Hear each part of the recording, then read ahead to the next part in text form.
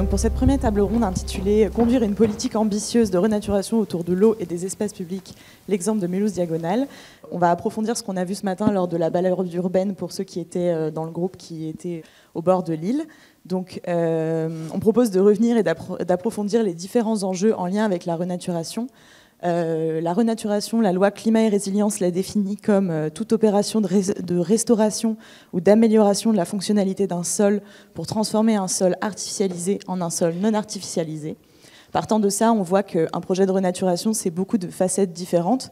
C'est à la fois un projet urbain qui peut être complet, la qualité des sols, la gestion de l'eau, des sujets aussi de végétalisation, autant de choses qu'on va traiter aujourd'hui avec les 4 personnes qui sont avec moi pour débattre de cette thématique.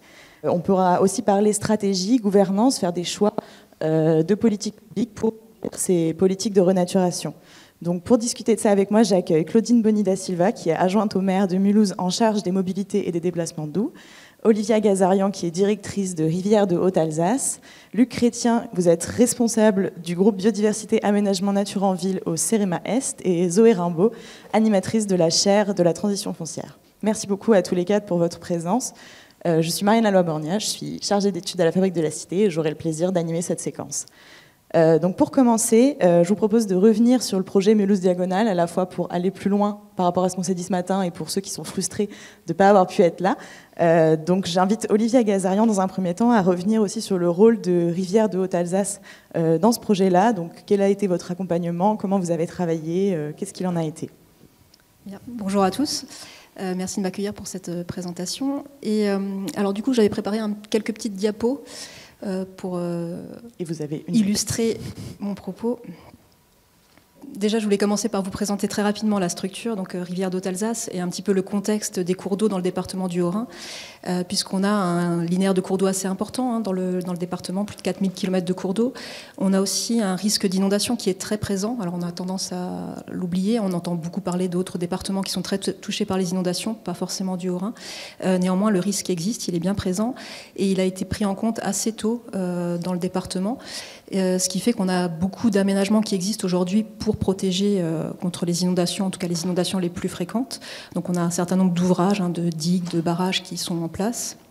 Et il y a eu donc très tôt cette prise de conscience qui fait qu'on a structuré l'ensemble du département avec des syndicats de rivières. Et donc ces syndicats de rivières, ils existent pour certains depuis très longtemps, déjà depuis le 19e siècle. On avait même un peu des prémices déjà sous l'époque napoléonienne, mais c'est surtout au moment de l'administration allemande que ces syndicats les plus anciens se sont créés. Et ce qui est très particulier dans le département, c'est que ces syndicats ont perduré dans le temps grâce à l'investissement notamment du Conseil départemental du Haut-Rhin à l'époque, qui s'est beaucoup investi dans cette politique. Et donc on a aujourd'hui des syndicats qui se sont un peu reformés, notamment en 2019, parce qu'il y a eu des évolutions politiques, réglementaires, avec la GEMAPI, notamment la fameuse compétence GEMAPI. Donc pour bien intégrer cette compétence, les syndicats se sont un petit peu reformés, restructurés, et on a aujourd'hui 10 syndicats de rivières qui gèrent l'ensemble des cours d'eau de l'ensemble du département. Donc on a cette chance, c'est d'avoir à chaque fois un gestionnaire bien identifié pour l'ensemble des cours d'eau du département. Et la particularité, c'est que ces gestionnaires, ces syndicats, n'ont pas de personnel pour la plupart. Et donc c'est là que nous, on intervient, Rivière de Haute-Alsace, pour fournir l'assistance technique, administrative, toute la partie ingénierie pour ces syndicats de rivières. Et donc ça, on s'inscrit, nous, Rivière de Haute-Alsace, dans la continuité du service rivière du Conseil départemental du Haut-Rhin, qui avait cette fonction jusqu'en 2017. Donc on est un syndicat assez récent, mais on s'inscrit vraiment dans une histoire qui est assez spécifique au département du Haut-Rhin. Et donc l'idée, bien sûr, c'est de mutualiser le personnel, réduire les coûts au maximum, puisqu'on justement mutualise des équipes techniques administratives pour l'ensemble des syndicats de rivières du département. Voilà, donc ça c'était juste pour présenter un petit peu le contexte. Et alors je me permets de répondre plus spécifiquement du coup sur le Mulhouse Diagonale, sur l'apport de Rivière d'Haute-Alsace dans ce projet. Donc nous on avait été contactés par la ville dans les années 2016-2017 je dirais. Donc la ville de Mulhouse qui souhaitait mettre en avant un petit peu ces cours d'eau dans la traversée de Mulhouse. Et donc qui nous avait sollicité à l'époque. Alors à l'époque, on était service rivière du conseil départemental, mais voilà, c'est la même chose. Et donc on avait commencé, nous, par étudier un petit peu l'histoire des cours d'eau dans Mulhouse, qui est une histoire assez particulière aussi, puisque Mulhouse s'est construit beaucoup autour de ces cours d'eau, qui ont fait aussi son passé industriel. Et donc, voilà, c'est l'illustration que je vous mets derrière, c'est que Mulhouse est une ville qui a été historiquement traversée par de nombreux cours d'eau. L'île, qui est le cours d'eau principal, se séparait en plusieurs bras qui traversaient Mulhouse et qui permettaient de faire tourner les fameux moulins de Mulhouse.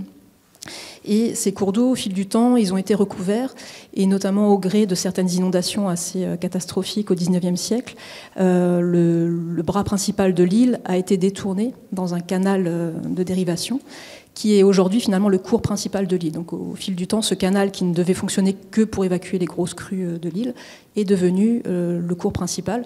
Donc forcément, c'est pas un tracé très naturel ou voilà, quelque chose qui est de premier abord très naturel. Donc cette étude un petit peu du passé historique de Mulhouse nous a permis d'identifier quels étaient les sites les plus intéressants pour pouvoir faire une renaturation. Et donc c'est la carte derrière, vous voyez on avait identifié 5 ou 6 sites pour ces renaturations, et on a travaillé plus particulièrement sur les 3 sites, dont 2 que vous avez certainement pu visiter ce matin. N'hésitez pas à m'interrompre, mais... voilà, donc je vous présente un petit peu ce qu'on a fait, ce qu'on avait proposé à l'époque à la ville quand on a commencé à travailler sur ces dossiers. Donc un des premiers sites qu'on avait identifié, c'était au niveau de la friche DMC, donc aussi une friche industrielle qui est traversée de manière souterraine par un cours d'eau qui s'appelle le Steinbechlein, voilà, qui est une déviation d'un autre cours d'eau qui s'appelle la Doller. Et donc là, on avait identifié un fort potentiel de renaturation en remettant ce cours d'eau à ciel ouvert. Donc potentiellement, on pourrait aller jusqu'à plus de 1 km de cours d'eau qu'on pourrait remettre à ciel ouvert. Et donc là, on avait pu travailler plus spécifiquement juste dans l'emprise du site DMC sur à peu près quelques centaines de mètres linéaires pour le remettre à ciel ouvert. Et donc ce qu'on avait proposé, c'était déjà à la ville, pour qu'elle se rende compte un petit peu du potentiel de ces sites, c'était ces petits schémas, on va dire, sur la base de photos aériennes, où on voit le site tel qu'il était avant, et puis tel qu'on pouvait l'imaginer après, avec les renaturations qu'on proposait. Le deuxième site qui nous a paru particulièrement intéressant, c'est celui qui s'appelle aujourd'hui les Jardins de la Doller. Alors on n'est pas du tout le long de la Doller, on est le long de l'île, mais c'était un endroit qui était auparavant effectivement longé par la Doller. Et c'était des anciens jardins familiaux, jardins partagés, qui étaient à l'abandon depuis un certain temps. On avait donc une dizaine d'hectares, et donc là, ce qu'on avait proposé, c'était de créer une vaste zone humide, en partie connectée à l'île, donc sur une dizaine d'hectares. Donc là, vous voyez la photo un petit peu de ce que c'était avant avec les jardins, et puis de ce que nous, on avait imaginé comme aménagement. Également sur le secteur des terrasses du musée, donc qui était occupé avant par un site de la propreté urbaine de la ville. Et donc là, c'est pareil, on avait imaginé, donc là, on est en plein dans le secteur où l'île coule en fait dans son ancien canal de décharge, dans un secteur où l'île est avec une géométrie très particulière, hein, ce qu'on dit, on appelle ça en double trapèze, donc très, très carré. Et donc là, ce qu'on avait proposé, c'était d'élargir un petit peu le lit, et puis de créer un petit peu un parc. C'était une volonté aussi de la ville, et donc de profiter de cet aménagement pour donner plus de place à l'île et retrouver un tracé, en tout cas un substrat aussi un petit peu plus naturel. Donc vous avez le site tel qu'il était avant et tel qu'on l'avait imaginé dans les premiers échanges avec la ville. Donc on est sur à peu près 300 mètres de renaturation. Voilà, donc dans tous ces projets-là, on s'est investi pour la mise en place des dossiers loi sur l'eau. On a accompagné, donc c'est les syndicats de rivière que je vous ai cités avant qui ont porté les opérations, donc les syndicats de la Doller et de l'île. Et donc nous, on est intervenus aussi pour mettre en place tous les dossiers réglementaires, puisque à partir du moment où on travaille sur un cours d'eau, il y a toute la partie loi sur l'eau à traiter, donc on a mis en place tous les dossiers. On a fait les recherches de financement, donc auprès de différents partenaires, agences de l'eau, collectivités européennes d'Alsace, régions, pour arriver à des financements de l'ordre de 80% sur tous ces projets. Et puis après, bien sûr, on a passé les marchés publics, sachant qu'on a au niveau de Rivière d'Haute-Alsace la particularité aussi d'avoir notre propre parc d'engins, ce qui nous a permis aussi de réaliser une grosse partie des travaux avec nos propres engins. Voilà, et du coup, sur le suivi, la réalisation des travaux, vous avez vu un peu nos idées de départ et ce que ça a pu donner après. Donc là, on est sur le site DMC, vous voyez, on avait un endroit, un terrain de tennis, avec le Steinbechlein qui passait en dessous. Et donc on a réouvert, donc ça c'est la photo juste après les travaux. Également, vous voyez les bâtiments assez typiques du site DMC, avant travaux et après travaux avec la mise en place de zones humides. Donc là, on était sur un coût de l'ordre de 100 000 € pour ce projet. Pour le projet donc des Jardins de la Dolère, donc là c'est pareil, vous voyez le site en plein chantier sur la photo de gauche, donc avec à ce moment-là une dizaine d'engins de chantier qui ont travaillé pendant plusieurs mois. Faut imaginer qu'on a excavé plusieurs dizaines de milliers de mètres cubes de matériaux pour pouvoir descendre le niveau et reconnecter tout ça avec la nappe d'accompagnement de l'île. Et puis vous voyez le site après travaux avec la végétation qui commence à prendre forme et que vous avez pour certains certainement visité ce matin. Et donc là, on était sur un projet de l'ordre du 1 million d'euros de travaux une fois terminé. Sur la partie que nous, on a portée, vraiment sur la partie renaturation. Et donc là, c'est le chantier au niveau du site terrasse du musée. Donc vous voyez un peu à quoi ça ressemblait quand on est arrivé sur le chantier, avec ce cours d'eau qui était un peu maçonné. Il y avait des moellons qui tenaient le profil du cours d'eau. Vous voyez sur la photo de gauche, on voit la pelleteuse et puis on voit il y a un espèce de tas à côté. Tout ça, c'est les petits moellons qu'elle est en train d'enlever pour pouvoir élargir un peu le lit de l'île. Et puis sur la photo droite, vous avez le chantier terminé, tel que vous avez pu le voir. Et ce qui est assez intéressant, c'est qu'on voit sur la photo droite, quand vous regardez vraiment dans le fond de la photo, vous voyez l'île telle qu'elle était avant, donc assez étroite. Et donc dans la zone de chantier, on a pu l'élargir, on a pu doubler à peu près la largeur du lit. Voilà. Merci beaucoup. Comme on a pu le voir, c'est un projet qui concerne beaucoup l'eau, la restauration de cours d'eau. Mais Mulhouse Diagonale, c'est aussi un projet urbain complet qui s'intéresse à d'autres fonctions urbaines. Claudine Boniba-Silva, vous avez travaillé sur ce projet-là aussi avec votre casquette d'adjointe aux mobilités. Est-ce que vous pouvez nous dire comment ce projet de renaturation, ça a aussi été l'occasion de repenser comment on se déplaçait, comment on interagissait presque avec cet espace public qui a été créé? Alors, c'est vrai que quand on a l'ambition de renaturer une ville, il faut aussi, de manière concomitante, se poser la question de comment on se déplace. On a quand même essayé de faire pas mal d'études de circulation qui nous ont montré que beaucoup de véhicules qui passaient par Mulhouse, finalement, ne faisaient que traverser. Et donc n'apportaient aucune valeur ajoutée, si ce n'est des émissions de gaz à effet de serre. À partir de là, on s'est dit il va falloir penser quand même à rééquilibrer les différents usages et à inciter le citoyen à se poser la bonne question de comment j'y vais, quand j'y vais, quelle est la meilleure des façons pour moi de me déplacer. C'est vrai que le Covid, avant le Covid, on avait une fréquentation des transports en commun qui était très haute. Bien que nous ayons... contrairement à d'autres villes, une exception, un tramuros. C'est un tram qui ne sort pas de la ville. C'est d'ailleurs quelque chose qu'on travaille avec l'agglomération parce que quand on a 39 communes en périphérie, une agglo de 39 communes, un tramway qui ne dessert qu'une seule ville, c'est un peu un paradoxe. Donc, on s'est posé, on a essayé après Covid, parce que la fréquentation était en chute des transports en commun, on a essayé de pallier à ça en participant à hauteur de 60% sur l'abonnement annuel pour les jeunes, à instaurer la gratuité des transports pour les plus de 65 ans, parce que dans les études qui étaient faites, c'était ce public qui représentait quand même une part conséquente de l'autosoliste. À partir de là, l'augmentation de la fréquentation du transport en commun n'a pas été suivie forcément d'effet. Et on s'est dit, il faut aussi, à un moment donné, offrir l'opportunité de développer les mobilités douces et à travers elles, la première des mobilités douces dans un contexte économique un peu contraint, c'est le piéton. Et de se dire, on va agrandir les cheminements piétonniers, agrandir l'espace piétonnier et à partir de là, se dire que le vélo pourrait largement y être intégré parce qu'il doit pouvoir être une alternative crédible au déplacement automobile. Notre objectif, ce n'est pas de lutter contre la voiture, c'est un juste équilibre en fonction de là où on va, d'emprunter le bon mode de déplacement.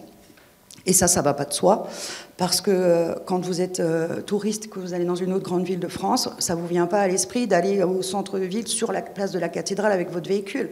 Vous restez garé en périphérie, dans les parkings relais. Pourquoi ce serait pas possible à Mulhouse? On n'est pas... voilà. Quand on va à Fribourg, quand on va à Bâle, on va pas en bagnole au centre-ville.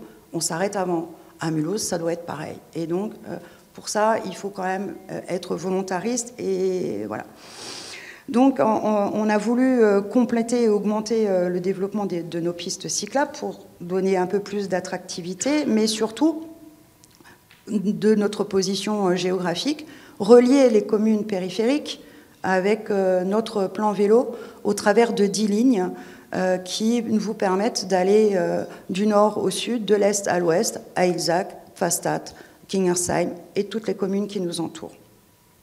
Pourtant, ce n'est pas forcément simple, parce que vous avez toujours les effets de bord et les interconnexions à réaliser. Pour ça, il faut travailler avec nos partenaires, toutes les communes environnantes, et vous n'êtes pas forcément toujours dans le bon timing, parce qu'ils n'investissent pas au même endroit, pas au même moment. Pour créer ces connexions-là, ce n'est pas toujours évident, et puis parfois vous avez des partenaires extérieurs, des collectivités extérieures, en l'occurrence la CEA, qui sont sur des schémas très routiers, et donc le vélo, ce n'est pas forcément leur priorité, puisqu'eux sont sur d'autres flux. En attendant, Mulhouse Diagonale, on a essayé de se projeter, et vous savez très bien, quand on aménage une ville, on essaye de se projeter à court, moyen et long terme. Et pour ça, on se fixe toujours un idéal. Alors on a travaillé depuis de nombreuses années avec l'atelier Ruelle, qui nous a permis de construire un modèle, un schéma, un plan guide qui nous permet de renaturer et d'aller vers une ville plus verte en exploitant le potentiel arboré de notre ville. Notre ville a quand même 37 parcs.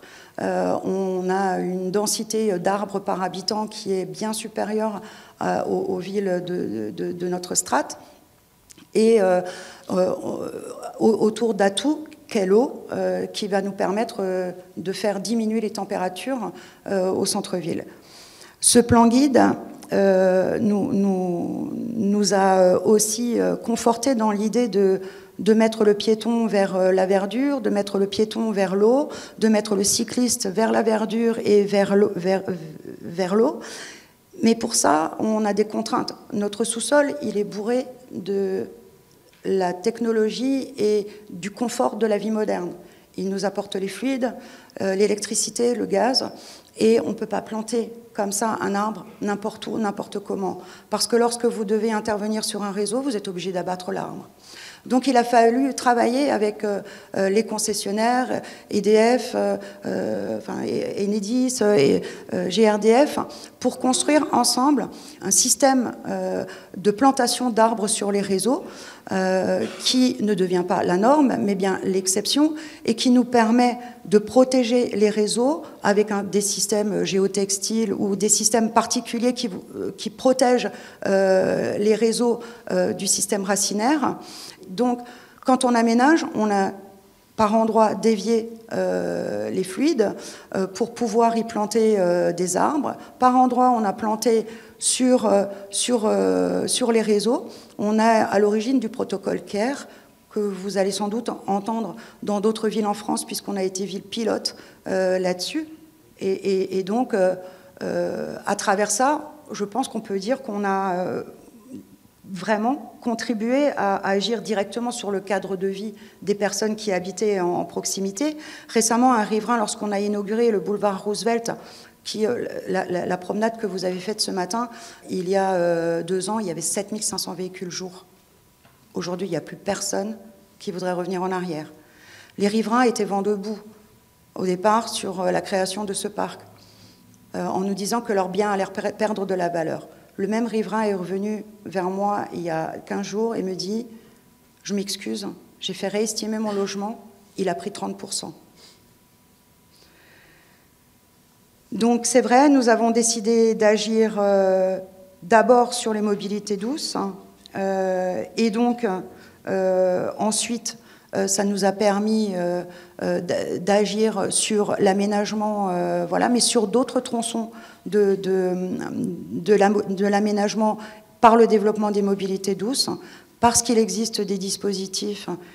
Et effectivement, on va chercher les subventions parce qu'il est normal que nous soyons aidés sur des quartiers où l'habitat a été laissé à l'abandon par des propriétaires privés et que nous n'avons pas vocation à aller agir sur le privé, puisque c'est quand même le premier droit opposable en France lié par la Constitution française, le droit à la propriété. On n'intervient pas à la place d'eux. Par contre, on peut accompagner. Et c'est vrai que sur un tronçon, on est accompagné par l'ANRU pour aménager et réaménager l'habitat. On s'est saisi de l'opportunité de la foncière commerce pour pouvoir préempter des commerces, préempter des logements au-dessus pour améliorer le cadre de vie. Et c'est vrai, souvent on me pose la question, mais pourquoi avoir commencé par les voiries? Il faut bien commencer par un bout pour ensuite faire rayonner et agir du bas vers le haut pour en faire profiter tout le monde et améliorer le cadre de vie de tous. Merci. Donc effectivement, Mulhouse Diagonale, c'est des cours d'eau qui sont réaménagés, remis au jour, mais c'est aussi d'autres fonctions urbaines sur lesquelles on peut agir. Maintenant qu'on a fait ce petit retour sur Mulhouse Diagonale, j'aimerais m'adresser à vous, Luc Chrétien, qui travaillait au CEREMA sur les projets de renaturation et plutôt sur le volet de comment accompagner des collectivités justement pour construire des stratégies cohérentes et qui permettent d'aller vers la renaturation, notamment dans des villes moyennes qui sont en train de se saisir de ce sujet en ce moment. Tout à fait. Permettez-moi tout d'abord de saluer quand même la ville de Mulhouse et tous ses partenaires pour les très belles réalisations que nous avons vues ce matin, qui sont particulièrement inspirantes. Effectivement, on a beaucoup de collectivités qui veulent faire de la nature en ville, qui veulent développer de la renaturation. Alors nous, on parle plutôt de nature en ville et villages, parce que les villages sont aussi concernés par un besoin de nature que les grandes villes. Mais les collectivités, finalement, elles sont motivées, mais pas toujours très outillées. Et je vais vous donner un exemple. On a accompagné, nous, au CEREMA, dans le courant de cette année, dans le cadre du programme Action Cœur de Ville, dans son volet Nature en Ville, on a accompagné, donc c'est un programme porté par le CEREMA et l'Agence nationale de cohésion des territoires. On a accompagné 3 villes de taille petite à moyenne, alors je vous laisse juger si c'est petit ou moyen, Sedan, Longwy et Sarrebourg. Donc des collectivités extrêmement motivées, en fait, et le cœur du programme, c'était de les accompagner in situ, sur place, dans les 3 villes, avec les 2 autres, pour des échanges de vues et des démonstrations. On a pu constater finalement que toutes ces collectivités, elles mettent en œuvre des initiatives finalement opportunistes.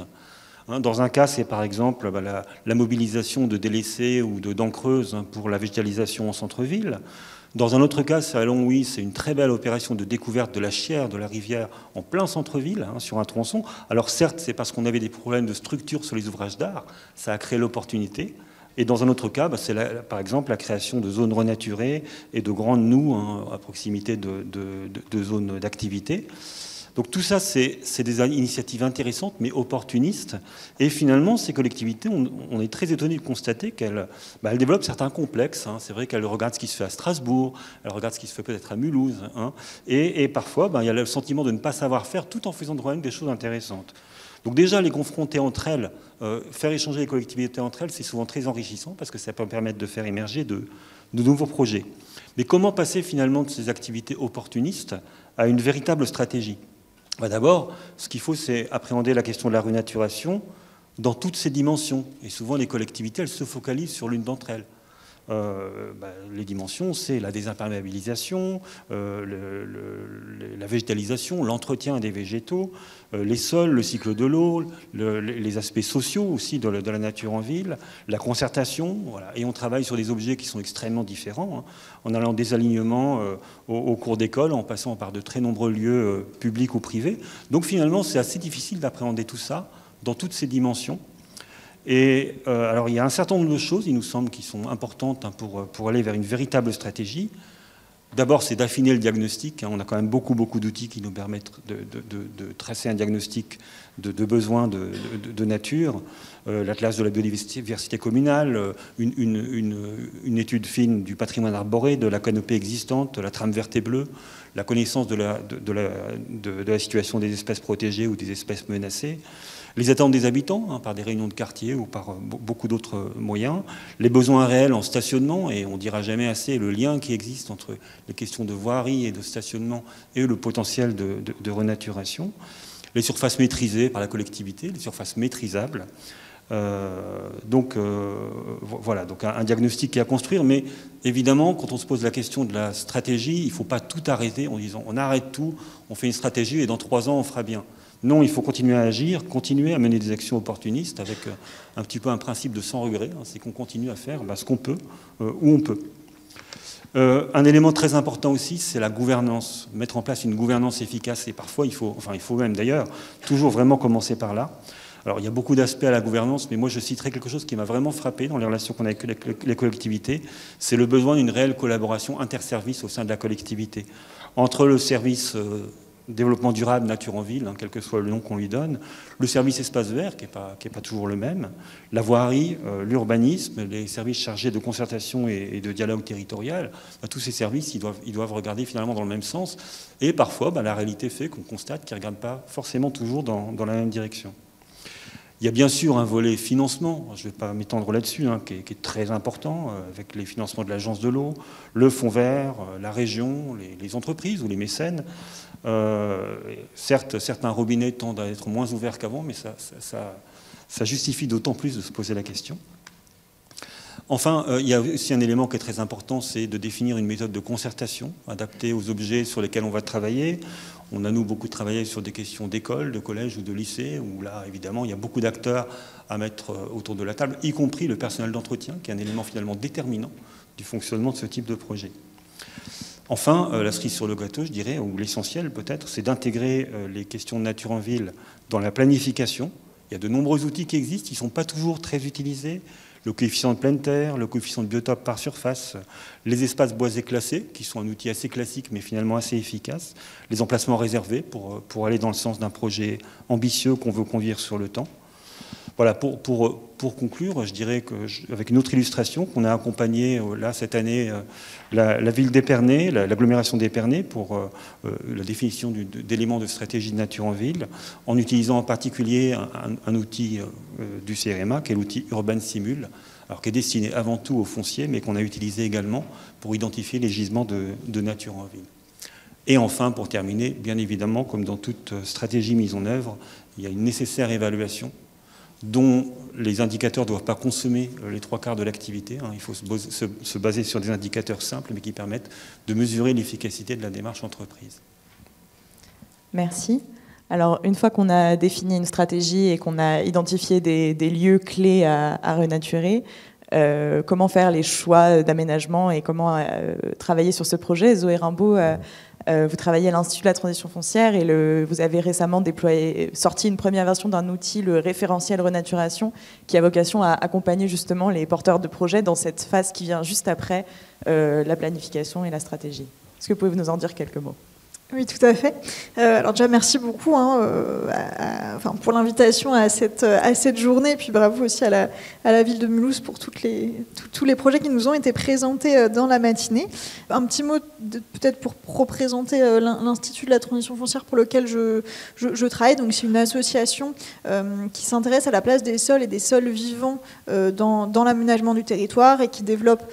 Merci beaucoup. À la fois une activité de soutien à la recherche appliquée avec une chaire de recherche, tout un volet plutôt de construction d'outils et d'études destinées aux opérationnels, et puis un volet plutôt plaidoyer. Donc dans le cadre de son développement d'outils, l'Institut a effectivement lancé une démarche de construction d'un outil qu'on appelle le référentiel renaturation, qui se veut être un outil d'aide à la décision vraiment pour les porteurs de projets. Donc effectivement, tous ces enjeux de planification qui se posent pour les collectivités, etc., on les met un peu hors du champ de notre réflexion. On s'intéresse vraiment à l'échelle opérationnelle. Une fois qu'on a un site, qu'on a décidé de faire de la renaturation, comment est-ce qu'on vient renaturer? Quelles sont les différentes étapes à suivre? Avec qui travailler? L'objet de cet outil, c'est vraiment de reprendre les différentes étapes d'un projet de renaturation, donc depuis les études, le diagnostic, etc., jusqu'à quand même cette phase d'évaluation en passant par les différentes phases de chantier et d'évaluation. L'idée de cet outil, c'est vraiment de s'adresser à la maîtrise d'ouvrage, mais de venir accompagner le dialogue entre la maîtrise d'ouvrage et les acteurs techniques qui vont être amenés à travailler sur le projet, notamment de faciliter la rédaction des cahiers des charges pour la maîtrise d'ouvrage. C'est un outil qui se développe en deux formats. On a à la fois un guide assez extensif et puis un outil numérique d'aide à la décision qui est en cours de développement. Pour repréciser, c'est le fruit d'un travail partenarial entre donc l'Institut de la transition foncière, mais aussi de différents partenaires, et notamment l'agence Arpas-Trans, et puis avec le soutien de l'ADEME et d'ICAD.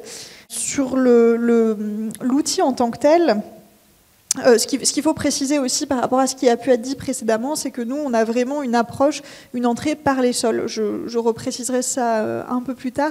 Mais nous, notre définition de la renaturation, c'est vraiment celle de la loi climat et résilience, cette idée d'une refonctionnalisation des sols. Et c'est pour ça qu'on se concentre dans l'outil vraiment sur cette partie qui est parfois un peu oubliée, qui est de refonctionnaliser les sols avant de remettre de la végétation ou de la biodiversité.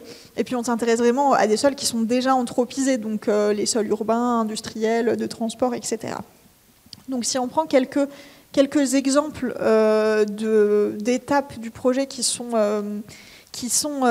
traités dans l'outil, on a d'abord en amont cette question de la conception du projet de renaturation et notamment de la priorisation des objectifs du projet. Donc en fonction du contexte, en fonction des usages souhaités du site, on va essayer de prioriser en fait quels sont les objectifs du projet de renaturation.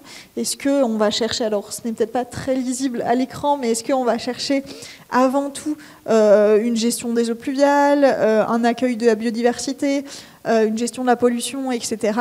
Et surtout, comment est-ce qu'on peut spatialiser ces différents objectifs en fonction des différents espaces du projet. L'idée pour ça, c'est de prendre en compte à la fois les contraintes du projet qui est en train d'être construit, mais aussi de prendre en compte les contraintes du site, le contexte initial, etc. Donc ça, c'est un des exemples de ce sur quoi on peut accompagner les porteurs de projets. Après vient la question de la réalisation proprement dite du projet de renaturation. Donc nous, on l'a divisé en plusieurs étapes. Voilà, tout ce qui concerne la préparation du sol, donc le décèlement, l'excavation. On a beaucoup parlé d'excavation avec les projets de ce matin, gestion des espèces exotiques envahissantes, etc. Après, la question de la remise en état des sols, donc la gestion de la pollution si nécessaire, mais aussi l'amélioration, voire la construction de nouveaux sols.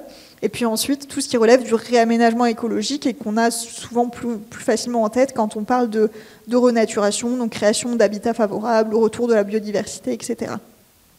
Si on regarde un petit peu plus cette question justement de l'amélioration et de la création de sol, ce qu'on cherche à faire avec cet outil, ça va être justement de guider les porteurs de projets à la fois en fonction des contraintes du projet, de l'usage final, à la fois en fonction des contraintes initiales du site, de l'état initial des sols, de son usage historique, etc.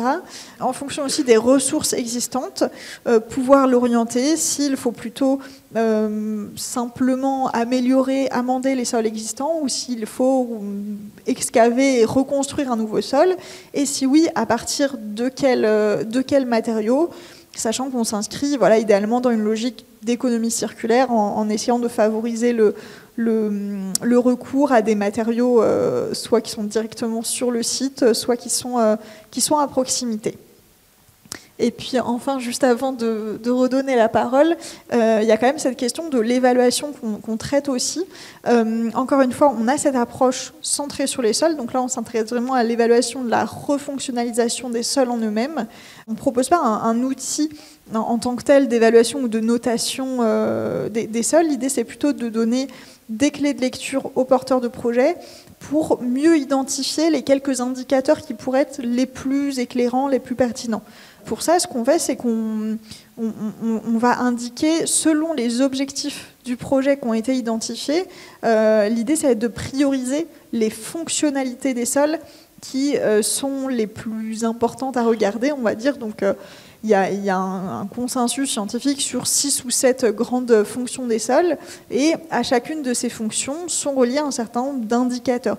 Donc nous, on donne un peu des clés de lecture pour indiquer quels sont les indicateurs possibles à regarder, quelles sont leurs caractéristiques, est-ce que ce sont des indicateurs à observer directement lors de la livraison du projet, ou bien est-ce qu'il faut attendre un certain pas de temps? Est-ce qu'ils sont observés sur le terrain en laboratoire? Quels sont leurs degrés d'opérationnalité, on va dire? Tout ça pour permettre aux porteurs de projet de mieux comprendre tous ces enjeux et de pouvoir établir dès l'amont, dès la conception de son projet, une stratégie d'évaluation et de suivi dans le temps.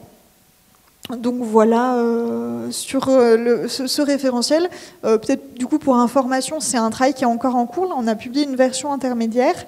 On est en train d'entamer une phase de test de cet outil. Donc on a deux tests qui viennent d'être entamés sur des territoires assez différents et des sites assez différents. Mais on vient de relancer un appel à manifestation d'intérêt pour des porteurs de projets qui seraient intéressés par le fait d'expérimenter cet outil.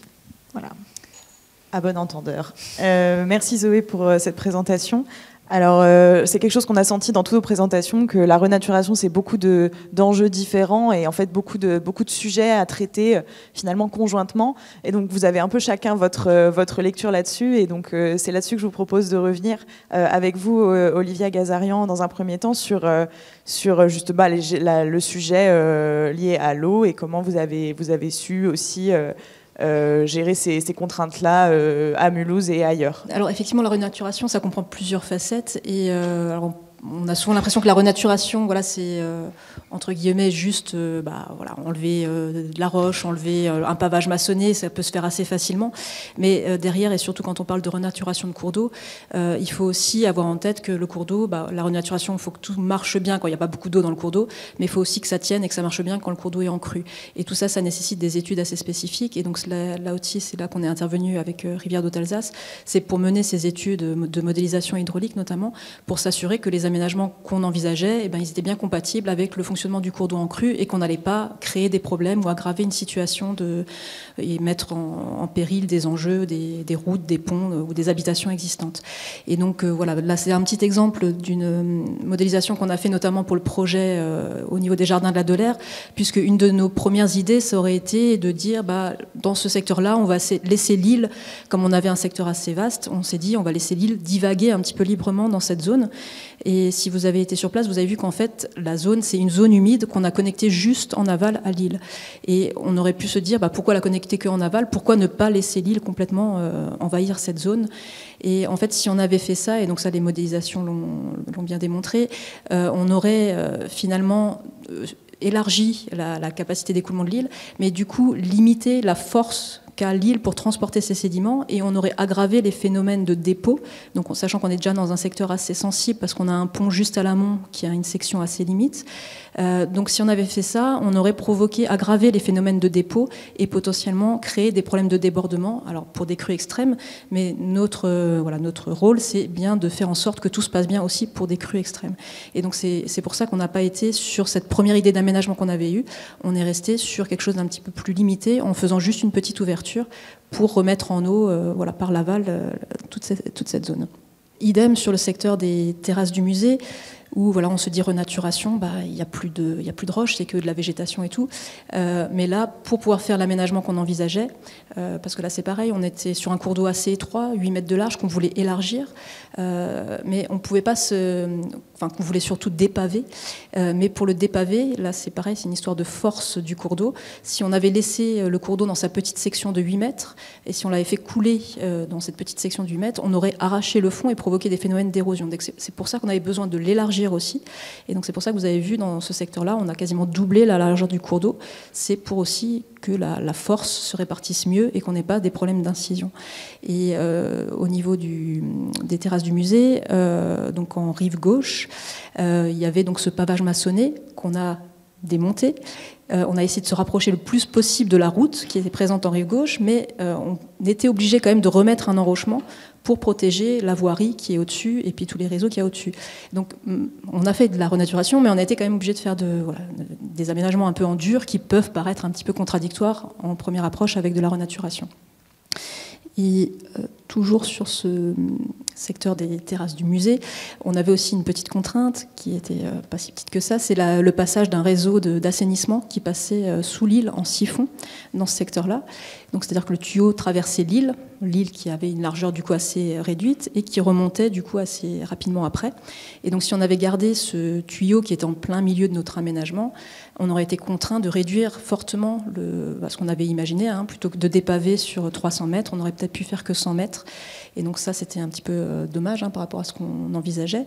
Et donc on a travaillé en lien notamment avec le syndicat qui s'occupe de l'assainissement dans la commune de Mulhouse, le CIVOM, pour pouvoir déplacer ce siphon. Et donc là, c'est des travaux qui ont été pris en charge de façon partagée entre le syndicat d'assainissement et le syndicat des cours d'eau pour pouvoir mener à bien cette opération de déplacement du siphon, qui était assez complexe à réaliser. Du coup, alors, je vous ai mis quelques petites photos.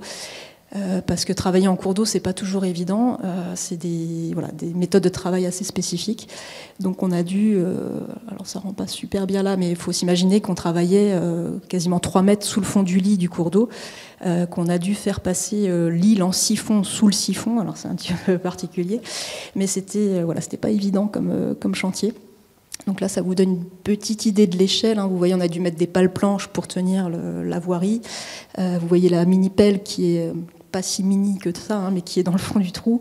Et puis les agents au-dessus.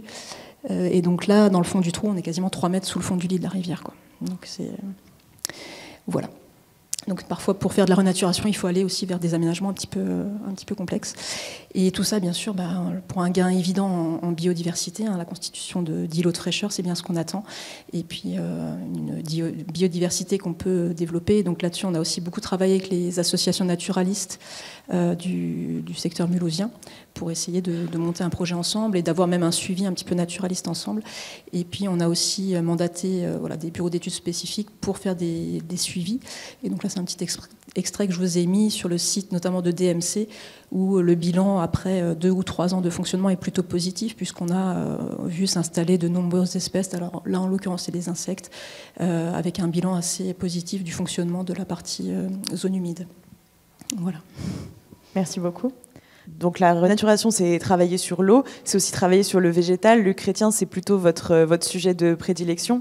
Et on en parlait en préparant cette table ronde. La nature en ville, c'est aussi un sujet de choix des essences, mais aussi presque sociologique de comment on fait aussi accepter le fait qu'il puisse y avoir des aménagements naturels auxquels on n'a pas forcément l'habitude en milieu urbain. Est-ce que vous pouvez nous en dire quelques mots ? Oui, même si la végétation n'est rien sans l'eau qu'apporte ma collègue de droite et les sols qu'apporte ma collègue de gauche. Il faut bien être conscient que tout ça, c'est totalement lié. Nous, ce qui nous intéresse, ce qui est vraiment important à mettre en avant, c'est l'intérêt des végétaux qu'on va planter en eux-mêmes, mais c'est aussi les services qui vont nous rendre, les services écosystémiques, et ceux-là sont très nombreux. On a déjà parlé autour de cette table de la régulation climatique. C'est un effet massif, majeur des végétaux, qui est bien connu, qui est bien documenté. C'est là aussi la régulation de la qualité de l'air, même si cet aspect-là est plus contrasté, parce que les végétaux peuvent filtrer certains polluants dans une certaine mesure. Ils produisent aussi des polluants, des précurseurs de l'ozone, ils produisent aussi des pollens allergisants, donc c'est aussi à examiner, je dirais, de près. Ces végétaux, c'est un support de biodiversité et c'est un support de notre paysage pour notre cadre de vie. Essayons juste d'imaginer nos villes sans arbres et sans arbustes et vous verrez qu'il n'y a pas la place pour grand monde. Ça peut aussi être des services comme l'alimentation, avec des fruits mis à disposition. C'est également les services rendus par la partie non visible du végétal, la rétention des sols, la lutte contre l'érosion dans certains cas, ça peut être tout à fait déterminant. Donc ça, c'est le panel des services rendus par les végétaux. Il y en a encore beaucoup d'autres.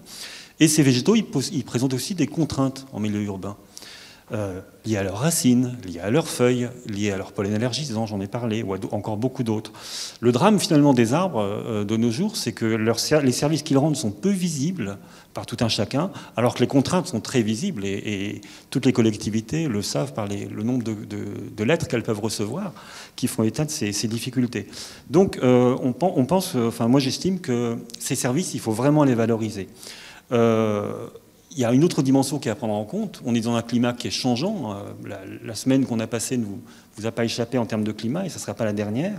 Et il faut aussi des végétaux qui soient adaptés aux évolutions du climat, et aussi adaptés au climat urbain qui est lui-même déjà très rude en soi. La ville, c'est un milieu difficile pour les végétaux. Les sols sont difficiles, l'alimentation est difficile, l'air est plus sec qu'ailleurs, la pollution, etc., les différentes agressions qu'ils peuvent subir. Donc, et en plus de ça, on leur demande de s'adapter à un climat qui va être véritablement épouvantable. Et tous les végétaux ne sont pas armés face à ça. On a une très belle espèce qui est typique du nord-est, c'est le hêtre commun. Le hêtre commun va aller très très très mal dans les décennies qui viennent. Donc c'est vrai que planter du hêtre, ça peut se faire, mais il faut savoir le mettre dans un endroit protégé.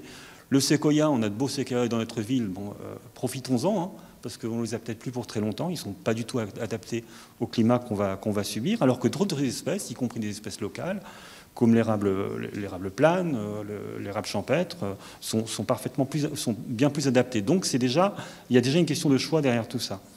En fait, par rapport à tous les services écosystémiques que j'ai cités, il y a un fort effet espèce. Un bouleau et un platane ne vont pas du tout produire la même chose en termes de rafraîchissement du climat, en termes de biodiversité, en termes de qualité de l'air, ni même en termes de paysage ou de rétention des sols. Donc la réflexion, elle est à mener.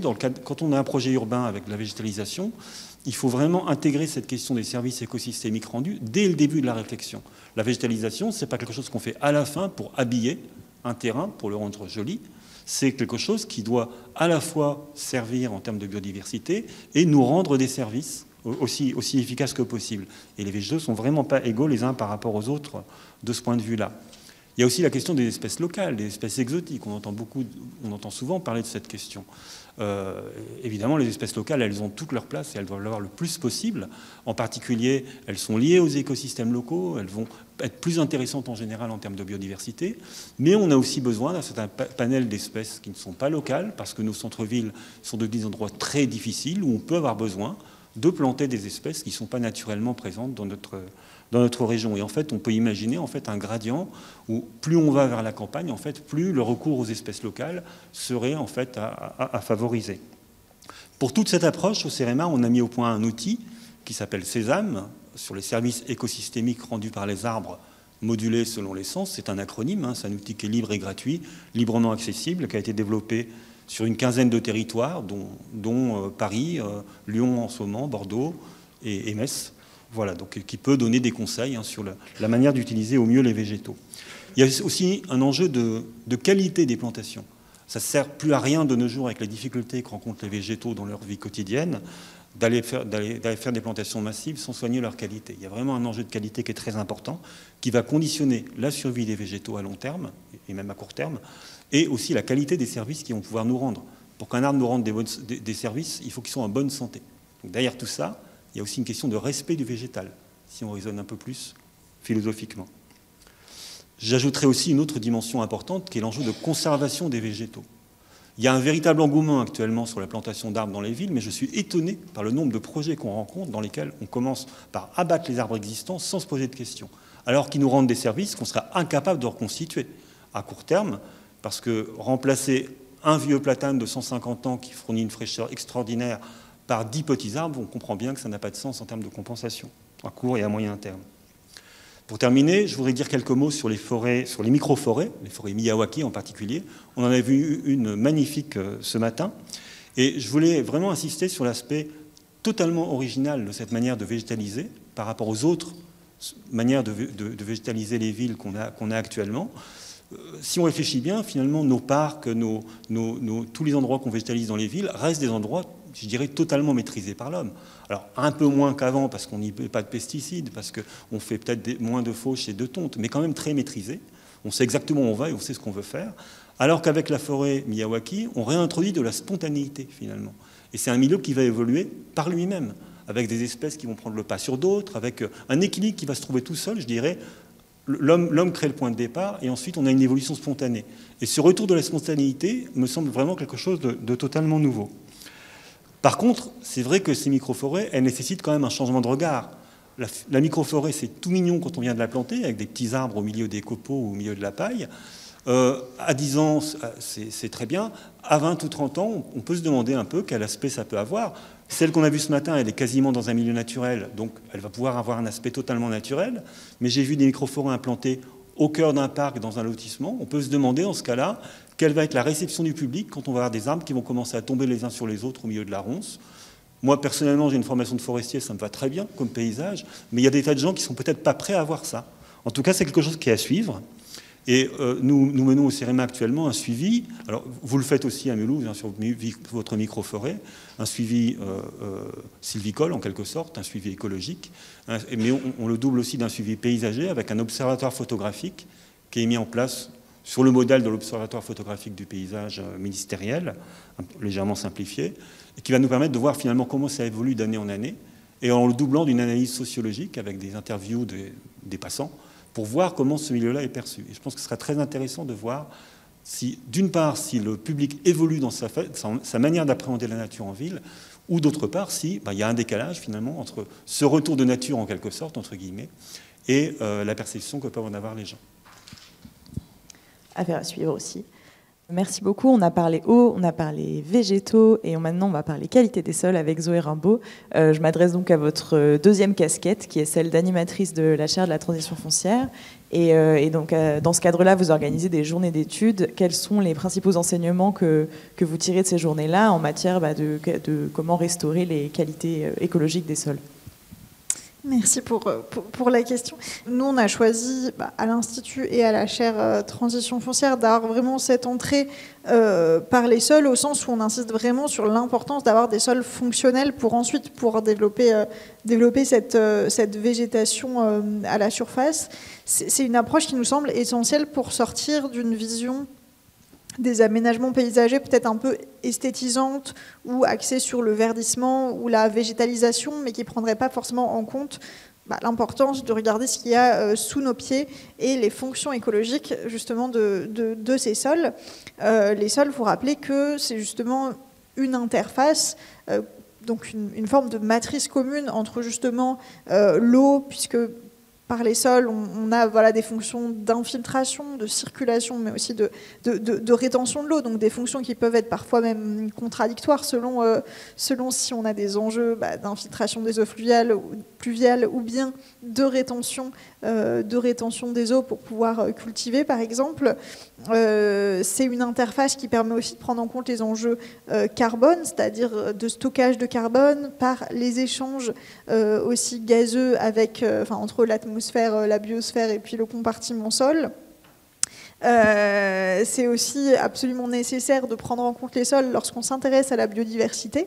Alors à la fois la biodiversité de surface et la végétation, mais aussi la biodiversité des sols en elle-même, c'est-à-dire toute la faune du sol et puis la microflore, les micro-organismes du sol aussi, qui sont absolument essentiels au maintien des autres fonctions, des autres fonctions et notamment de la minéralisation du carbone, etc. Et puis le sol qui est également absolument nécessaire à prendre en compte lorsqu'on s'intéresse à des questions de fertilité et de production de biomasse végétale. Petit point d'attention justement sur cette question de la biodiversité des sols.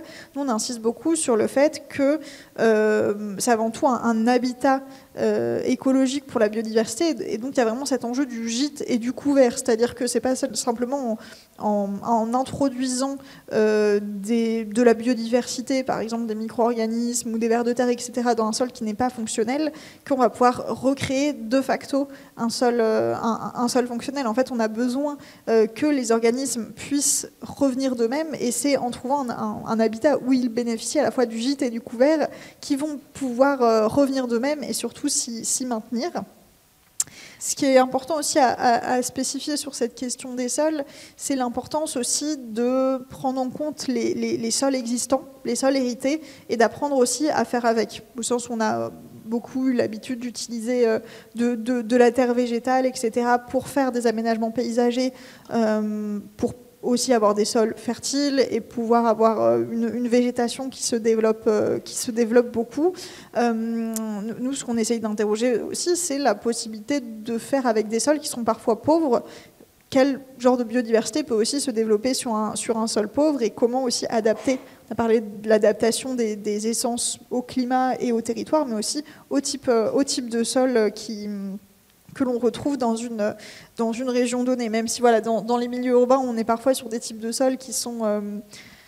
ce sont des technosols, donc des sols qui ont été construits par des usages anthropiques et pas forcément des sols naturels, mais il n'empêche qu'ils ont certaines propriétés, que certaines espèces vont se développer plus spontanément.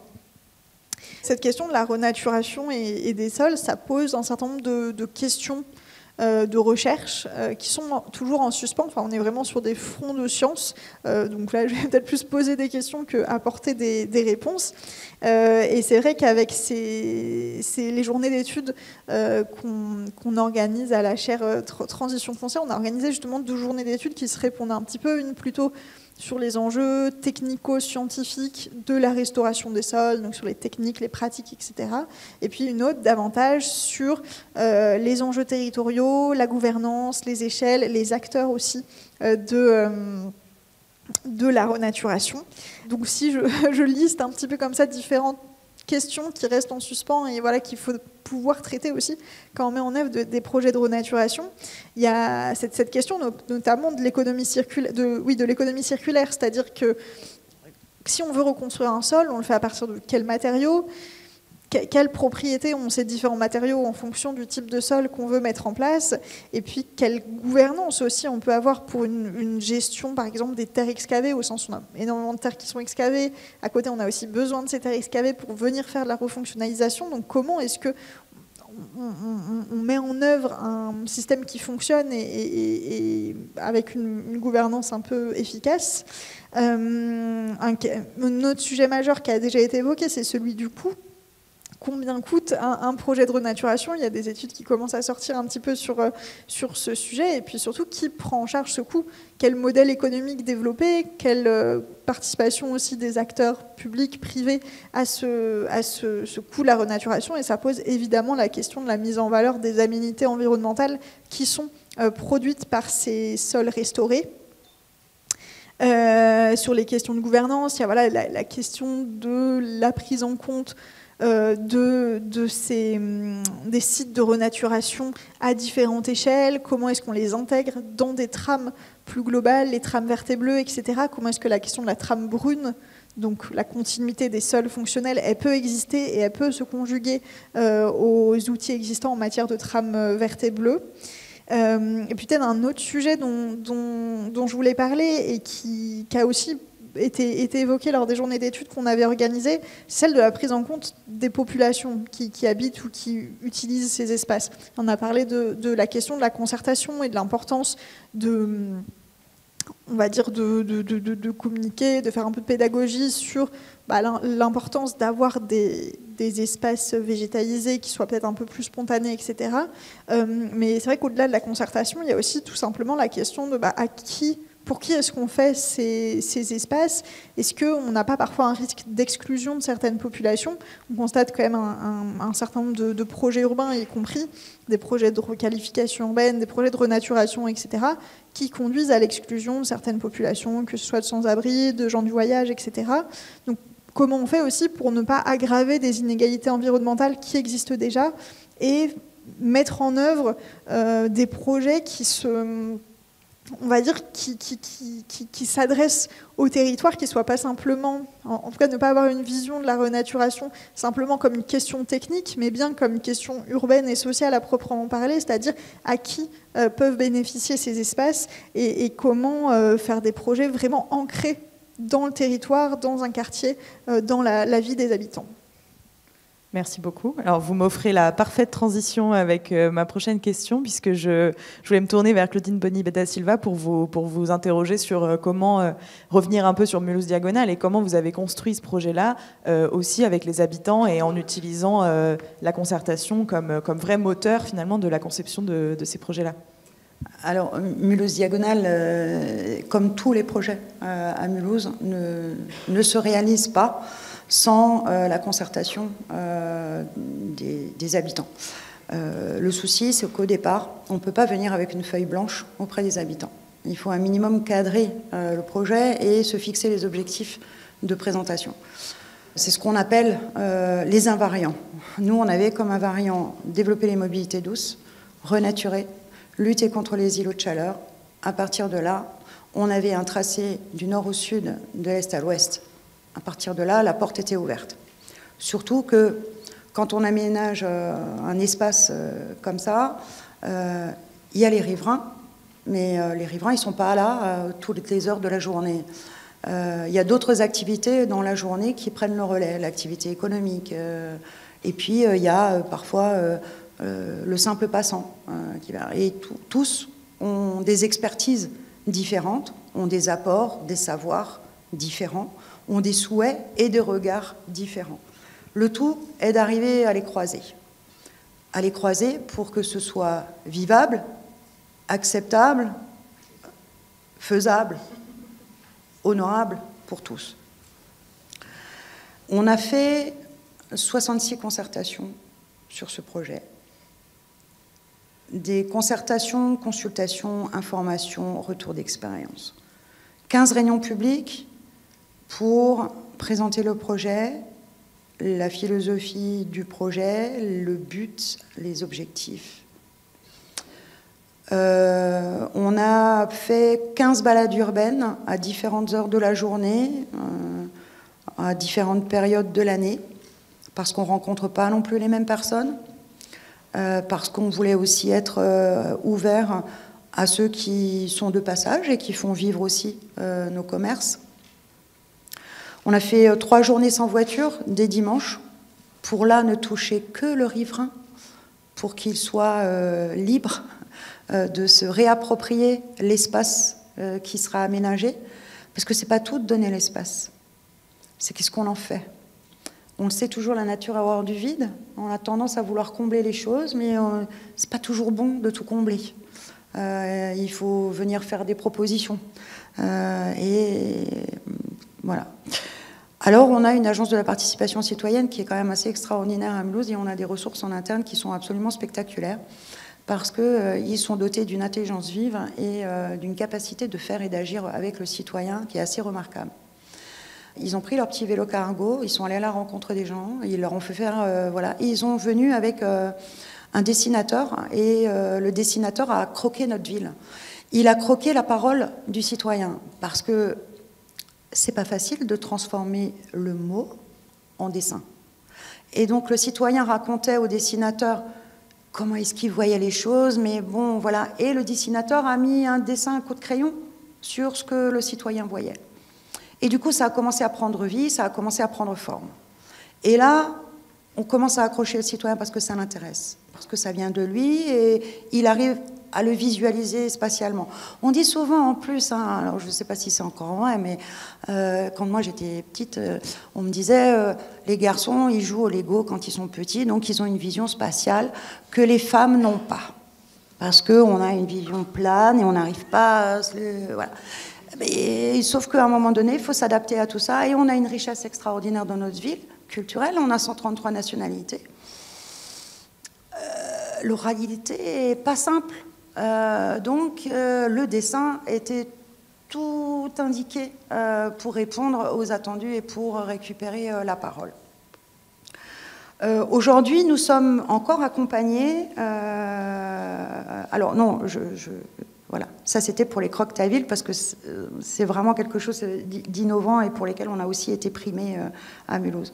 Après, vous savez qu'on a fait 10 réunions extrêmement spécifiques, extrêmement ciblées, avec les lycées, les lycéens, les professionnels de santé, les services de secours, les commerçants sédentaires et les commerçants du marché. Les concertations nous ont permis de manière itérative à faire des allées-venues, à séquencer les travaux en fonction des besoins. Et aujourd'hui encore, on est accompagné par des urbanismes, dans le cadre d'un urbanisme tactique, pour appréhender l'espace différemment, les espaces libérés, qu'est-ce qu'on va y mettre, comment est-ce qu'on va les faire, et surtout se repérer dans ces nouveaux sens de circulation un petit peu bousculés. C'est vrai, on ne prend jamais le même chemin pour aller d'un endroit à un autre, mais c'est normal. Quand on est à pied, on ne prend pas les mêmes chemins. Quand on est à vélo non plus. Quand on est en transport en commun non plus. Et je ne vous parle pas de la voiture, je vous suggère de laisser la voiture à l'extérieur de Mulhouse. C'est vrai, il n'y a pas qu'un seul chemin pour arriver à son but, il y en a plusieurs. Et c'est tous ces chemins-là qu'on voulait aussi pouvoir construire pour arriver chez soi le plus rapidement possible et le plus intuitivement possible. Le Titi mulhousien, lui, il sait par où passer. Celui qui vient de l'extérieur, c'est un petit peu plus compliqué. On s'adapte donc de manière quotidienne parce qu'on travaille sur l'acceptabilité des projets. Évidemment, tout ça, ça a un coût. La concertation sur l'ensemble de ce projet nous a coûté 1 million d'euros. 1 million d'euros, pourquoi? Parce que c'est des outils, c'est de la création, c'est de l'accompagnement, mais pas que. C'est des phasages de travaux à décaler, avec des équipes d'entreprise supplémentaires à mobiliser. C'est des temps de travail allongés, c'est des temps de travail de nuit.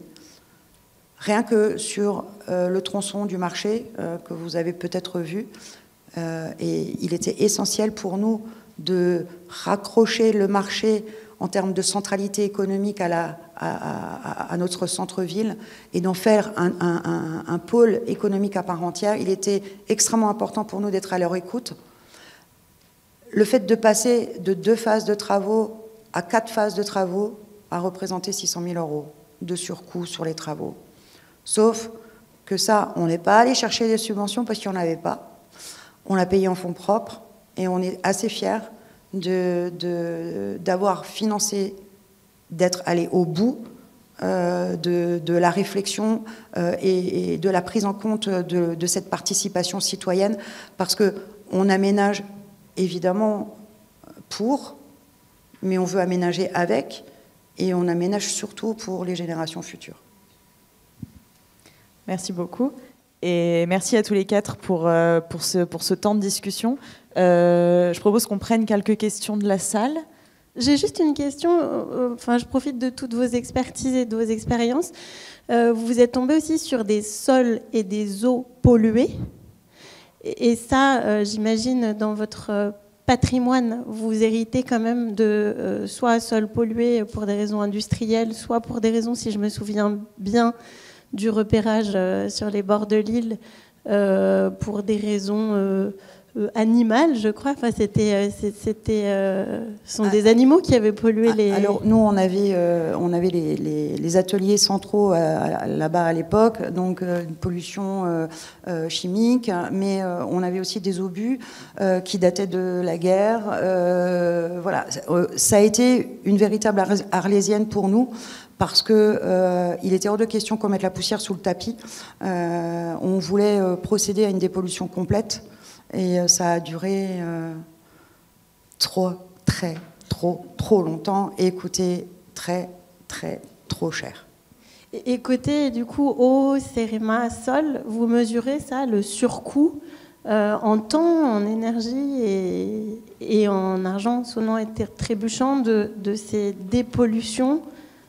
Sur nous, pour ce qui nous a concerné pour le site Pupa, Donc le site des terrasses du musée, effectivement, on a dû aussi participer à cette dépollution. Enfin, on a proposé d'épauler la ville de Mulhouse sur la dépollution, puisqu'ils se sont effectivement heurtés aussi à des difficultés où la pollution était un peu plus étendue que ce qu'ils pensaient et avec un dépassement prévisible du marché qui était lancé.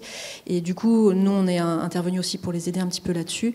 Et pour le coup, l'agence de l'eau a aussi subventionné en partie cette dépollution pour la partie renaturation qu'on a menée. Et donc, effectivement, toute la partie élargissement du cours d'eau à proximité du musée de l'automobile a nécessité en partie une dépollution qui a été prise en charge du coup par le syndicat. Donc ça représentait un coût qui n'était pas négligeable. Sur le 1 million d'euros qu'on a investi sur ce chantier-là, il y avait à peu près 200 000 euros pour la dépollution, juste pour notre partie, sachant que la ville avait fait tout le reste pour un coût que je ne maîtrise pas, mais qui était encore plus important, quoi. Donc effectivement, c'est un gros souci pour tous les projets qu'on a sur Mulhouse, parce qu'il y a ce passé industriel dont on hérite et il faut prendre en compte cette dépollution, et notamment sur un autre site sur lequel on souhaitait travailler, qui est le site DMC. Donc on a déjà fait une petite renaturation, mais on sait que voilà, sur la suite, on a encore un autre spot de pollution qu'il faudra traiter, et plus d'autres problématiques de foncier qui ne sont pas encore publiques, qui font que pour l'instant, on ne peut pas avancer plus sur ce dossier-là, quoi. Côté sol, c'est un sujet que vous avez étudié plutôt de près. Côté sol, c'est effectivement un sujet qui est assez majeur. Nous, dans notre référentiel, on renvoie vraiment à la méthodologie cité sol pollué, parce que c'est vrai que c'est pas forcément le cœur de notre outil de recréer une méthodologie de gestion de la pollution qui en soi existe déjà et qui est vraiment basée sur la notion du risque, de l'évaluation du risque et essayer d'adapter les usages en fonction des risques. En matière de coûts, alors j'ai plus tout à fait les ordres de grandeur en tête, mais je peux vous renvoyer vers une étude qui avait été menée par la chaire de comptabilité écologique. Donc c'était Charles Claron et Mathilde Salin qui avaient sorti une étude sur les coûts de la renaturation, qui estimaient, il me semble, entre 50 et 250 euros du mètre carré, mais avec des surcoûts qui pouvaient être vraiment bien supérieurs dans le cas de la dépollution. Et globalement, le coût majeur des opérations venait vraiment de la dépollution, quoi. Merci. Donc d'abord, bravo, c'est passionnant, et bravo pour ce projet qui me paraît très anticipateur en fait de ce qu'il faut faire à l'avenir. Et ça me fait penser aussi à un projet magnifique fait par Toulouse qui traverse toute la ville et qui gère la question de l'eau, la question de la biodiversité. Alors, ce qui me paraît très intéressant dans votre projet, c'est qu'en effet, vous réunissez beaucoup de questions, c'est-à-dire à la fois la dépollution, la question du réchauffement climatique, la végétation, l'eau en trop et l'eau pas assez, mais aussi la question des usages, la question de l'appropriation. Mais à la limite, on pourrait élargir, c'est-à-dire dire des projets de ce type-là devraient dépasser l'échelle de la ville, parce que le métabolisme urbain ne s'arrête pas aux limites de la ville. Donc en fait, il faudrait des projets qui traversent les territoires et qui gèrent aussi la question de la santé, parce que ça, vous l'avez dit en filigrane, mais c'est vrai que la question de la santé compte, la vie sociale, sortir de chez soi, comment on fait sortir les jeunes de chez soi. Toutes ces questions sont intégrées dans votre travail. Donc moi, je me dis, à l'avenir, est-ce que les projets ne seront pas d'une autre nature, beaucoup plus grands, gérant à l'échelle du métabolisme urbain les questions que vous posez, et puis aménageant les territoires au passage, et qu'il y ait une comptabilité, je crois que Zoé l'a exprimé, une comptabilité financière qui montre le gain ultérieur, en évitant les risques, en évitant, on voit bien, Marseille est en train de brûler, Narbonne aussi, donc ce type de projet anticipe des dépenses qu'on ne fera pas. Et comment on les rentre dans la comptabilité du projet? Il faudrait de fait qu'il y ait un dispositif national qui les finance pour éviter les risques. Ça me paraît extrêmement anticipateur de ce que les aménageurs doivent faire demain.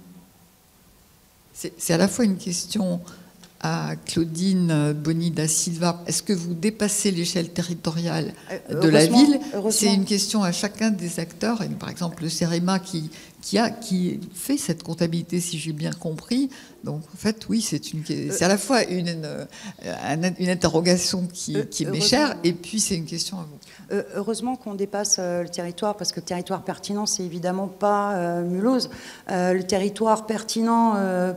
un des territoires pertinents pour être l'agglo, et l'agglomération est dotée. On travaille contrairement à des rumeurs, on travaille extrêmement bien avec l'agglomération, on avance bien sur le projet de territoire, et Laurent Riche qui est là pourrait vous en parler des heures, il le fera tout à l'heure sans doute sur la table ronde. On a un plan climat au niveau de l'agglomération, on progresse, et si Mulhouse aménage des itinéraires cyclables pour aller en direction de l'agglomération, c'est justement pour montrer cette ouverture qu'il y a et ces continuités-là qu'on a à créer. L'agglomération travaille sur son rêve, le réseau vélo express, qui est identifié à travers l'ensemble des communes au-delà de la géographie de notre agglomération pour assurer ces continuités cyclables. Charge à nous, dans nos communes, de se parler, et c'est ce qu'on fait. Je vous l'ai dit avant, les contours d'une ville comme Mulhouse, c'est 22 km². Une partie de la rue est à Riedisheim, l'autre partie est à Mulhouse. Il faut bien qu'on aille voir le maire de Riedisheim. On est allé le voir, on travaille ensemble. On est allé voir tous ceux qui jouxtent nos communes pour passer le relais en disant, voilà, nous on aménage, on a créé une charte, si vous voulez continuer, continuez. En plus, l'agglomération nous incite et nous aide à prendre de la hauteur et à réfléchir territoire. Évidemment, je pense qu'il faut aller encore plus loin. Mais aujourd'hui, on vit quand même dans une période de bâche-lac écologique. Parce qu'on a voulu, mais je conclurai là-dessus à la fin de la journée, je pense qu'on a voulu agir avant de réfléchir. Et il faut faire confiance aux acteurs locaux pour réfléchir avant d'agir, et de manière collective, partager cette intelligence collective-là pour emmener non seulement une ville, tout un territoire, vers une destination. Et c'est bien cette destination-là qu'on construit aujourd'hui, en tout cas à Mulhouse, avec l'agglomération. Je suis tout à fait d'accord avec ce qui vient d'être dit, et j'ajouterais que finalement ces grands projets structurants, souvent autour d'une rivière, ils vont finalement porter une ambition, ils vont permettre d'afficher une ambition, d'entraîner aussi toutes les collectivités concernées, qui ne sont pas forcément toutes hyper motivées au départ. Enfin, ça va créer une émulation, et un projet totalement emblématique, bien visible par l'ensemble de la population. Et ça, je dirais qu'il ne faut pas oublier pour autant les petits projets locaux qu'on peut faire essaimer un petit peu partout. Et je prendrai comme exemple un autre type de projet structurant à l'échelle d'une collectivité, c'est par exemple végétaliser les façades. C'est quelque chose qui peut se faire à l'échelle d'une collectivité, mais qui va impliquer les habitants eux-mêmes.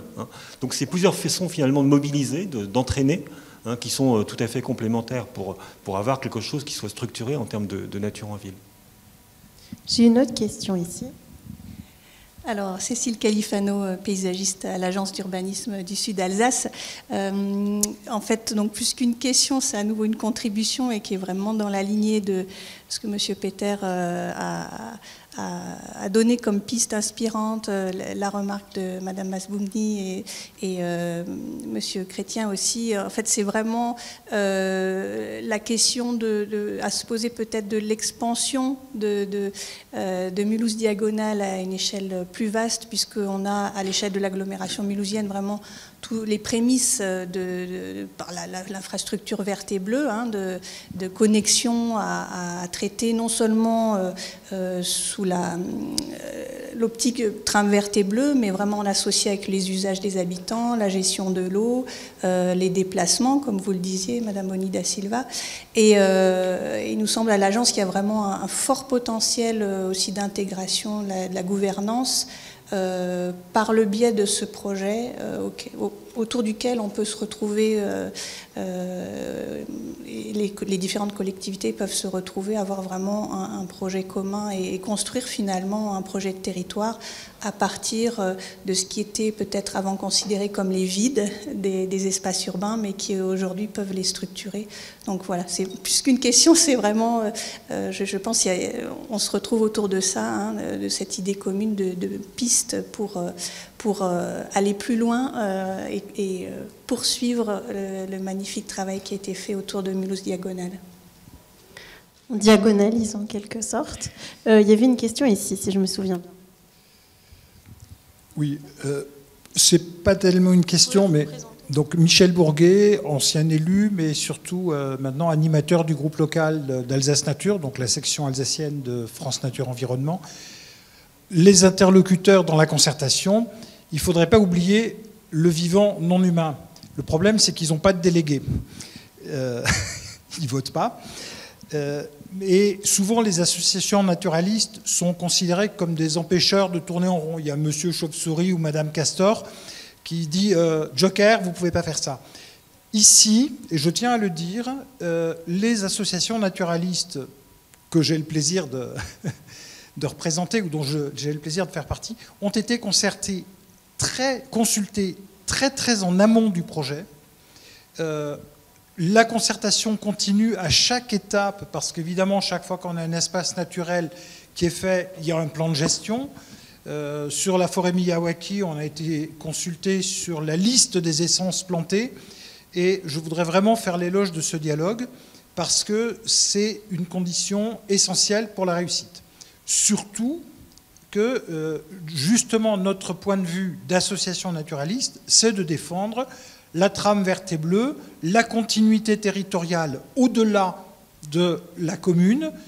Et cette continuité territoriale, cette libre circulation du vivant est essentielle. Actuellement, on sait qu'une des causes, ce n'est pas la seule, mais une des causes de l'extinction de nombreuses espèces, c'est le fractionnement géographique qui fait un isolement des différentes populations, une absence de brassage génétique, et cette consanguinité entraîne la perte des espèces. Et les trames vertes et bleues sont essentielles. Mais vous imaginez bien qu'entre les castors de la plaine centrale d'Alsace et ceux du Sungo, si on veut un brassage génétique, il faut qu'ils traversent Mulhouse. Et ce n'est pas évident, ce n'était pas évident dans cette négociation de réserver le passage des castors à travers la ville. On pourrait dire la même chose pour les libellules ou pour les poissons. Mais de ce côté-là, la participation, l'implication des associations naturalistes est essentielle. Merci. Alors, c'était encore pas une question, mais... Juste, si je peux réagir à ce qui vient d'être dit, oui, effectivement, on ne peut qu'être d'accord avec ce que vous dites en termes de continuité écologique et de trame verte et bleue. Et je voudrais juste ajouter qu'il y a un compartiment qui a encore été peu travaillé dans l'espace urbain en termes de continuité écologique, c'est la propriété privée. Alors certes, elle est moins facile à aborder, hein, mais on a des propriétés d'entreprise, on a des jardins privés. Qu'est-ce qui pousse le mieux dans les jardins actuellement? C'est les clôtures, hein, et les clôtures imperméables à la faune. Donc là aussi, il y a une grosse action de sensibilisation. Alors c'est du long terme, mais tout ça, ça fait partie aussi de la micro-trame urbaine qui peut être très efficace. Hein. Je pense aux hérissons, je pense aux amphibiens. Enfin, il y a des tas d'animaux qui ont besoin de traverser ces espaces-là, qui ont besoin aussi d'espaces plus naturels. Si on regarde bien, dans beaucoup de villes, la surface occupée par les jardins privatifs est supérieure aux espaces verts de la ville, hein, dans un certain nombre de cas, ou en tout cas elle est très importante, et en tout cas elle est omniprésente. Donc en termes de trame, c'est aussi un élément très important sur lequel je pense qu'il faut travailler dans les années et les décennies à venir. Merci. Alors j'ai là encore une question. Léa Vatsky de l'Agence de la participation. Justement, en fait, c'était sur ce sujet-là que je voulais vous poser une question, puisque à Mulhouse, 70% du patrimoine arboré est privé. Donc je voulais savoir comment est-ce que les villes peuvent être plus efficaces en fait pour protéger ce patrimoine dans l'espace privé. Comment embarquer les habitants, puisqu'il y a un vrai enjeu finalement par rapport au réchauffement climatique. Ça devient presque, on peut considérer que ça devient du bien commun, quoi. On a des outils, hein. On a des outils sur l'espace privé quand vous avez affaire à un arbre remarquable, puisque vous savez qu'on peut les recenser et on peut les protéger. Sauf que c'est à double tranchant. Si ça commence à devenir, si votre espace est protégé avec un arbre remarquable, votre parcelle ne devient plus constructible et du coup elle perd de la valeur, du coup votre valeur immobilière, enfin votre valeur de votre bien diminue. Il y a des secteurs sur Mulhouse qu'on essaye de protéger, on réglemente, mais c'est extrêmement compliqué. C'est extrêmement compliqué parce que souvent les propriétaires sont entre deux Voilà. Qu'est-ce qu'on fait? On le fait classer, ce qui fait qu'on ne peut pas y toucher. Très bien. Le patrimoine à transmettre, il diminue, puisque la valeur du terrain diminue. C'est compliqué. Moi, je pense que le salut, il viendra de l'explication. Et il faut qu'on soit vertueux, il faut qu'on soit éducatif, il faut qu'on soit intéressant quand on explique aux gens pourquoi c'est important de renaturer les villes, pourquoi c'est important de replanter ne serait-ce que des buissons. Les simples dalles de joints engazonnés que vous avez vus sur Mulhouse Diagonale ce matin, c'est entre 3 et 4 degrés de gagner par l'évapotranspiration. Pédagogiquement, je pense qu'il faut venir avec des arguments comme ça. Aujourd'hui, on aborde l'écologie que sous la forme de la contrainte. Or, l'écologie, c'est une chance. C'est une chance pour tout le monde, en termes de santé, en termes d'épanouissement. Il faut changer de paradigme dans notre façon de parler écologie. C'est pas que des contraintes, c'est pas que des malus, c'est pas... Voilà. Et je pense que ce soit l'arbre en général, que ce soit l'espace de... Voilà...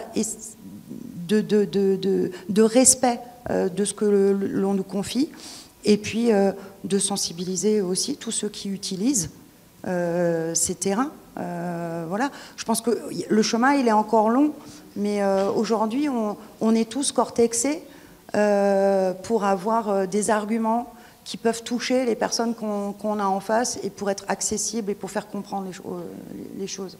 Et nos enfants sont les meilleurs vecteurs.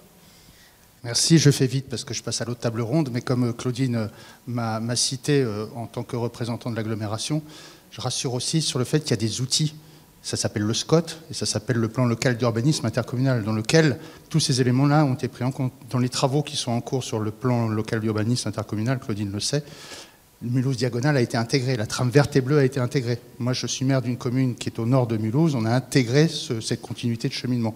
Donc, si ça peut rassurer les uns et les autres ici présents, oui, bien sûr, il y avait une cohérence territoriale qui est mise en place. On a la chance d'avoir un SCOT qui est à la même maille que l'agglo, et donc ça nous permet de travailler sur ces espaces, sur ces aspects-là.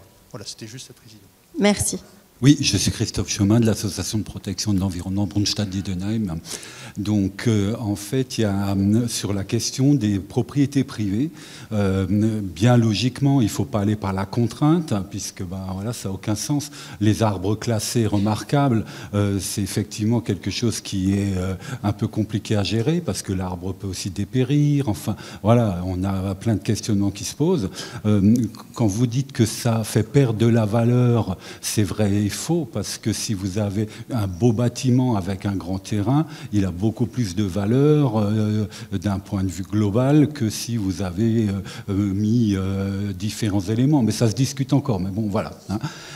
Après, aujourd'hui, il y a un outil qui permet, basé sur le volontarisme, c'est l'ORE, l'obligation réelle environnementale, qui permet de traiter tout le jardin et pas seulement un seul arbre, par exemple. Et c'est vrai que là, c'est la démarche du propriétaire qui décide de protéger sa zone de biodiversité. Et c'est vrai que si on peut imaginer à l'échelle d'une agglomération, s'il n'y a que 5 ou 10% des propriétaires qui sont heureux d'avoir recréé de la biodiversité autour de leur bâti et qui veulent que ce soit préservé, l'utilisation de l'ORE est un outil incroyable qui sera beaucoup plus efficace en termes de quantitatif que le travail sur les zones publiques. Voilà, c'est ce que je voulais juste préciser. Merci. Alors, décidément, ce n'était pas des questions. Mais je te repasse la main, Marianne. Merci. Et merci à tous pour vos questions. J'ai vu qu'il y en avait certaines qui, juste à la pause, on sera tous disponibles pour y répondre si besoin. Et je vous remercie encore très chaleureusement tous les quatre pour votre temps et ces échanges que j'ai trouvés à titre personnel passionnants. J'espère que vous partagez tous mon avis. Et je vous invite tous et toutes à prolonger les discussions autour d'un café juste au fond de la salle. Merci beaucoup. À tout à l'heure.